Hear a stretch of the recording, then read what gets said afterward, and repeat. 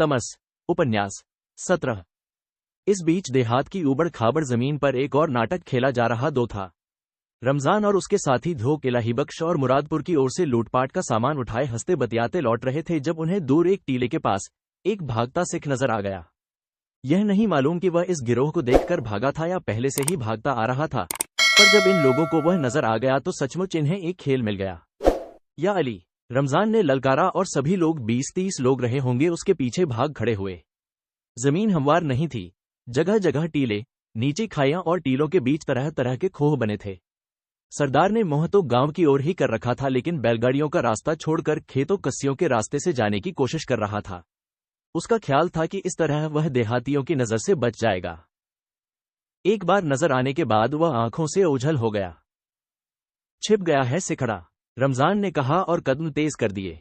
अभी 25 गज की दूरी रही होगी जब सरदार की एक और झलक मिली। सरदार टीलों खाइयों के रास्ते अभी बढ़ता ही जा रहा था, पर जब वे लोग ऐन उस जगह पर पहुंचे जहां पर सरदार उन्हें नजर आया था, तो वह गायब हो चुका था। किसी खोह में घुस गया है, नूरदीन बोला, निकालो मां के को। उस समय ये लोग टीले के ऊपर खड़े थे। कुछ देर पहले से ही इन मुजाहिदों ने ढेले और पत्थर उठा उठाकर उस भागते सिख की दिशा में फेंकने शुरू कर दिए थे, लेकिन अब वे आसपास टीलों में बने खोहों के अंदर चांदमारी करने लगे कि जिस खोह में छिपा बैठा है, पत्थर खाकर अपने आप बाहर आ जाएगा। अगर सरदार भागता रहता तो जरूर ही पत्थरों की इस बौछार में मारा जाता जैसे बरसाती चूहा मारा जाता है, पर वह भागने की बजाय एक टीले के अंदर बनी अंधेरी खोह में दुबककर बैठ गया था। आसपास अनगिनत खोह थे और उनमें से किसमें वह छिपा बैठा है, इन लोगों के लिए ढूंढना आसान नहीं था। ओ सिक्खा, बड़ी तरीखा, निकल बाहर, नूरदीन ने ऊंची आवाज में कहा, जिस पर सभी लोग ठहाका मारकर हंस दिए। नूरदीन रमजान के ही गांव का रहने वाला था। गधों पर मिट्टी और ईंटें लादकर लाता ले जाता था और उसके दांतों के ऊपर लाल लाल मसूड़े थे। जब हंसता तो मसूड़े दूर तक नजर आते थे। कुछ लोग नीचे उतरे। इस खोह में होगा, एक बोला। निकल बाहर तेरी मां की, दूसरे ने कहा और ढेला उठाकर जोर से अंदर फेंका, पर उसका कोई असर नहीं हुआ। खोह के अंदर अंधेरा था और खोह काफी गहरी थी। कोई जवाब नहीं आया। फिर बहुत से लोगों ने एक साथ ढेले उठा उठाकर फेंके, पर इनका भी कोई असर नहीं हुआ। अंदर जाकर देखो ओए, इस तरह से पता नहीं चलेगा, रमजान बोला। संभल के जाओ रमजान, उसके पास किरपान होगी। उसकी मां की, रमजान ने हंसकर कहा, पर फिर भी एहतियात के लिए अपना चाकू खोल लिया। रमजान अंदर घुसा तो पीछे पीछे 2-3 साथी और भी घुस गए। निकल ओए कराड़ा, रमजान चिल्लाया और कुछ लोग अंदर की ओर बढ़ गए। उन लोगों ने सारी खोह छान मारी मगर सरदार नहीं मिला। वह किसी दूसरी खोह में छिपा बैठा था। तभी गिरोह का एक आदमी जो अभी भी टीले पर खड़ा था, चिल्ला उठा, वह जा रहा है, उधर को गया है, और उसने बाएं हाथ को 2-3 टीले छोड़कर पिछले एक टीले की ओर इशारा किया। सरदार के झिलमिलाते कपड़े उसे उस ओर नजर आए थे। सभी लोग उस ओर दौड़े। 2-3 खोहों के अंदर एक साथ ढेले पड़ने लगे। एक खोह में एक ढेला सीधा सरदार के घुटने पर लगा। वह चिल्लाया नहीं और पीछे दुबककर बैठ गया। फिर धड़ाधड़ ढेले पड़ने लगे। कोई ढेला खोह की दीवार के साथ जा लगता, कोई सीधा उसके घुटनों पर या कंधे पर या माथे पर जा लगता, और सरदार सिसक कर रह जाता। ढेले बराबर तीनों खोहों में पड़ते रहे, पर थोड़ी देर बाद एक खोह में से कराहने बिलबिलाने की दबी दबी आवाज आने लगी। अब हमलावरों को यकीन हो गया कि वह इसी खोह में दुबका बैठा है, और ढेलों की बौछार और तेज हो गई। तभी एक बुद्धिमान को कोई विचार सूझा और वह चिल्लाकर बोला, ओए, ठहरो ओए, मत मारो पत्थर। कुछ लोगों ने हाथ रोक लिए। इक्का दुक्का पत्थर फिर भी पड़ता रहा। फिर वह दानिशमंद खोह के मुंह के सामने आकर खड़ा हो गया और ऊंची आवाज में बोला, ओ सरदार, दीन कबूल कर ले, हम तुम्हें छोड़ देंगे। अंदर से कोई जवाब नहीं आया, केवल कांपती सी कराहने की आवाज आती रही। बोल सरदार, इस्लाम कबूल करेगा या नहीं? अगर मंजूर है तो अपने आप बाहर आ जा, हम तुम्हें कुछ नहीं कहेंगे, वरना ढेले मार मारकर मार डालेंगे। अंदर से फिर भी कोई जवाब नहीं आया। इक्के दुक्के पत्थर अभी भी पड़ रहे थे ताकि सरदार जल्दी फैसला कर सके। निकल बाहर, खजीर के तुख्म, नहीं तो अंदर से तेरी लाश निकलेगी। फिर भी चुप, अंदर से आवाज नहीं आई। लोग फिर से ढेले उठा उठाकर अंदर मारने लगे। फिर रमजान अली एक बड़ा सा पत्थर उठा लाया और खोह के सामने जा खड़ा हुआ। अभी निकल आओ, नहीं तो इस पत्थर से बुरथा बना दूंगा। कुछ लोग हंस दिए। पत्थर बराबर पड़ रहे थे। तभी खोह के अंदर से हाथों और पैरों के बल चलता हुआ सरदार खोह के मुंह पर आ गया। उसकी पगड़ी खुलकर गले में लटक आई थी। कपड़े मिट्टी से सने थे और जगह जगह से फट गए थे और ढेलों के कारण उसका माथा और घुटने जगह जगह से सूज रहे थे और जख्मों में से खून रिस रहा था। सरदार अभी भी जैसे चारों पायों पर बैठा था और उसकी आंखें इधर उधर ताके जा रही थीं। दर्द के कारण उसका मुंह टेढ़ा हो रहा था। बोल, कलमा पड़ेगा या नहीं? रमजान ने कहा। वह अभी भी बड़ा सा पत्थर हाथ में उठाए हुए था।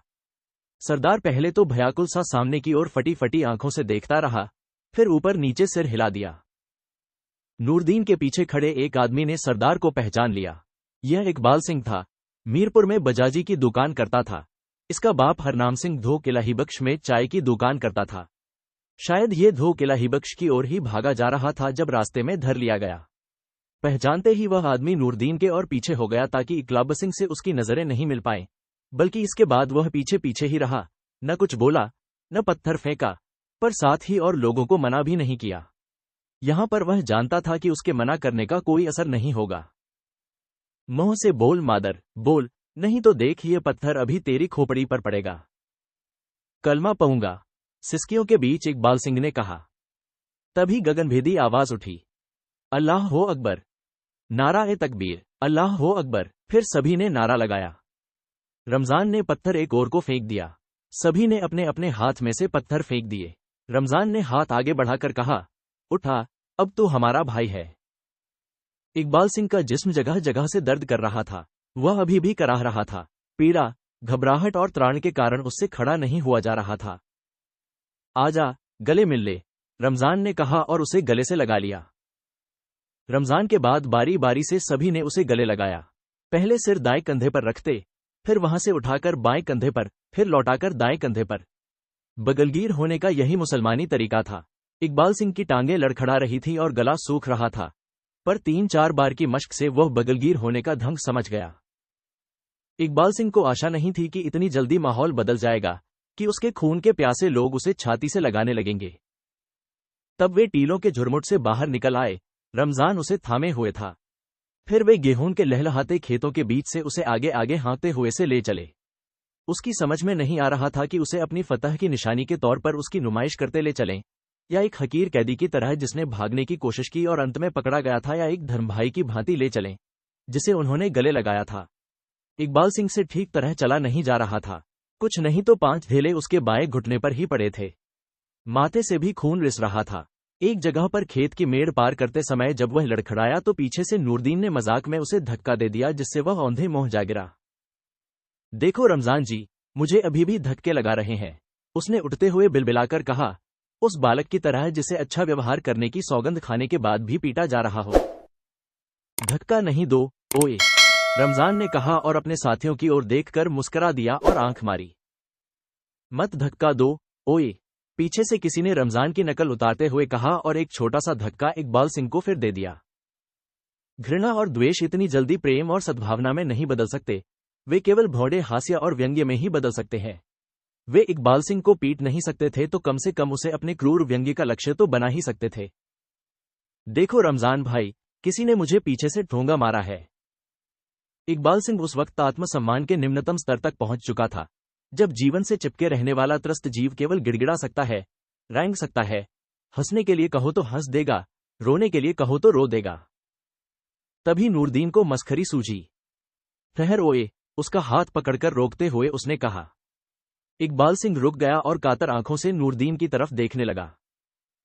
इसकी सलवार उतार दो, इसे नंगा गांव में ले चलो, ये हमसे बहुत छिपता था।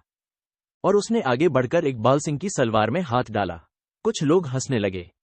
देखो रमजान जी, इकबाल सिंह ने रमजान की ओर देखकर शिकायत की। खबरदार ओए, किसी ने सलवार उतारी तो, रमजान ने चिल्लाकर कहा। अभी इसने कलमा नहीं पढ़ा है। जब तक यह कलमा नहीं पढ़ता यह काफिर है, मुसलमान नहीं है। उतारो इसकी सलवार।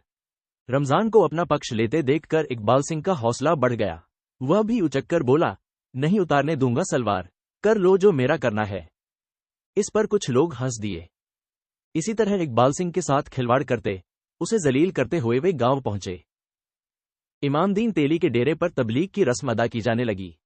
गांव का नाई भी पहुंच गया, मस्जिद का मुल्ला भी पहुंच गया। तेली के घर के आंगन में पूरी भीड़ जमा हो गई। नाई की उंगलियां थक गईं। बाल काटे नहीं कटते थे। भीड़ के बीचों बीच जमीन पर बैठा इकबाल सिंह फिर से उद्भ्रांत हो उठा था। शुरू में नाई कैंची से बाल काटता रहा, फिर घोड़े के गोबर और मूत से उसके बालों के गुच्छे अलग अलग से बांधकर बाल काटता रहा। अंत में वह घोड़ों के बाल काटने वाली बड़ी मशीन ले आया। मशीन चली तो इकबाल सिंह की खोपड़ी पर लहरिये से बनने लगे। फिर उस तरह से उसकी चांद साफ की गई। इसके बाद इकबाल सिंह को गर्दन सीधी करने का मौका मिला। दाढ़ी को काटा नहीं गया। जब दाढ़ी कतरने का वक्त आया तो बहुत सी आवाजें एक साथ सुनाई देने लगीं। दाढ़ी की काट मुसलमानी होनी चाहिए। खत निकालकर दाढ़ी काटो, मूछें पतली कर दो। इकबाल सिंह का पिचका हुआ चेहरा उसकी डरी हुई त्रस्त आंखों के बावजूद सचमुच मुसलमानी नजर आने लगा था। तभी भीड़ में से अपना रास्ता बनाता हुआ नूरदीन अंदर आया। जब इकबाल सिंह के बाल काटे जाने लगे थे तो वह बीच में से निकल गया था और किसी को पता नहीं चला था। लेकिन अब वह लौट आया था और लोगों को धकेल धकेल कर अंदर घुस रहा था। हटो ये आगे से, रास्ता दो। अंदर आते ही वह सीधा इकबाल सिंह के पास बैठ गया। बाएं हाथ से इकबाल सिंह का मुंह खोला और दाएं हाथ में पकड़ा मांस का बड़ा सा टुकड़ा, जिसमें से टप टप खून की बूंदें चू रही थीं। इकबाल सिंह के मुंह में डाल दिया। इकबाल सिंह की आंखें बाहर आ गईं। उसका सांस रुक रहा था। खोल मुंह, तेरी मां की, खोल मुंह, अब चूस जाए से मादर। और नूरदीन लोगों की तरफ देखता हुआ अपने लाल मसूड़े दिखाता खी खी करके हंसने लगा। तभी मुल्ला और गांव के एक बुजुर्ग सामने आ गए। बुजुर्ग ने नूरदीन को वहां से डांट कर उठा दिया। हटो यहां से, तुम दीन कबूल करने वाले अपने भाई को परेशान कर रहे हो। बुजुर्ग के अंदर आ जाने से सारा दृश्य बदल गया। लोग पीछे हट गए। इकबाल सिंह को संभाल कर उठाया गया। एक आदमी खाट उठा लाया और उसे खाट पर बैठाया गया। बाकी की रस्म बड़ी सावधानी से सर अंजाम दी जाने लगी। तस्बीह हाथ में लिए मुल्ला ने इकबाल सिंह से कलमा पढ़वाया। ला इलाहा इल्लल्लाह मुहम्मद रसूल अल्लाह। 3 बार कलमा दोहराया गया। आसपास खड़े लोगों ने उंगलियों को आंखों से लगाया, फिर उन्हें चूम लिया। फिर एक एक करके 20 आदमी उससे बगलगीर हुए। इसके बाद जुलूस की शक्ल में उसे कुएं पर ले जाया गया। गुसल के बाद नए कपड़े पहनने को दिए गए। जब नहाकर नए साफ कपड़े पहनकर निकला तो इकबाल सिंह सचमुच इकबाल अहमद नजर आने लगा। लोगों ने फिर नारे लगाए। नारा तकबीर, अल्लाह हो अकबर। जुलूस फिर इमामदीन तेली के घर की ओर रवाना हुआ। वातावरण में गहरी संजीदगी और धर्म भावना कांप रही थी। दिन ढलते ढलते इकबाल अहमद की सुन्नत हुई। उसके लिए इस दर्द को बर्दाश्त करना बहुत कठिन नहीं रह गया था। बुजुर्ग सारा वक्त उसे सहारा दिए हुए थे और सुन्नत के वक्त बार बार उसके कान में कह रहे थे, तेरा निकाह कराएंगे, बड़ी खूबसूरत औरत तुम्हें देंगे, कालू तेली की बेवा तेरी उम्र की है जवान, गठीली, उसे देखकर तेरी रूह खुश हो जाएगी। अब तू हमारा अपना है, अब तू शेख है, शेख इकबाल अहमद। शाम ढलते ढलते इकबाल सिंह के शरीर पर से सिखी की सब अलामतें दूर कर दी गई थी और मुसलमानी की सभी अलामतें उतर आई थीं। पुरानी अलामतें हटाकर नई अलामतें लाने की देर थी कि इंसान बदल गया था। अब वह दुश्मन नहीं था, दोस्त था, काफिर नहीं था, मुसलमान था। मुसलमानों के सभी दरवाजे उसके लिए खुल गए थे। खाट पर पड़ा इकबाल अहमद रात भर छटपटाता रहा।